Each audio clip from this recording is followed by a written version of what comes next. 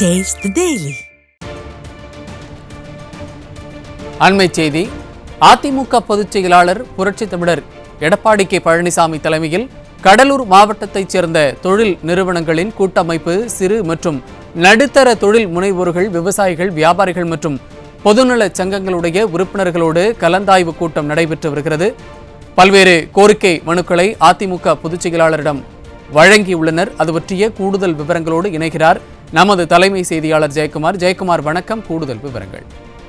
வணக்கம் செய்து அனைத்திந்திய அண்ணா திராவிட முன்னேற்ற கழகத்துடைய பொதுச் செயலாளரும் சட்டமன்ற எதிர்க்கட்சித் தலைவரும் முன்னாள் முதலமைச்சருமான புரட்சி தமிழர் எடப்பாடி கே பழனிசாமி அவர்கள் இன்று கடலூர் மாவட்டத்திற்கு வருகை புரிந்திருக்கிறார்கள்.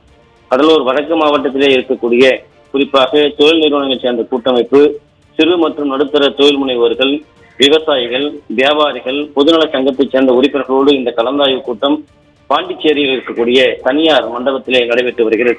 குறிப்பாக விவசாயிகள் எந்த அளவுக்கு இன்றைக்கு துயரத்தை அடைந்திருக்கிறார்கள் என்பது குறித்து பல்வேறு கோரிக்கைகளை அவரிடம் வைத்து வருகிறார்கள்.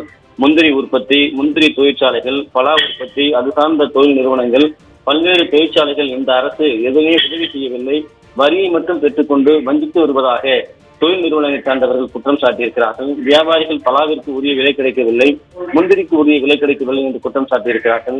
தொழிலை மேம்படுத்த வேண்டும், வரி சலுகை அளிக்க வேண்டும், திமுக அரசிடம் எந்த கோரிக்கையை கொடுத்தும் பலனில்லை என்ற வேதனையோடு பதிவு செய்திருக்கிறார்கள்.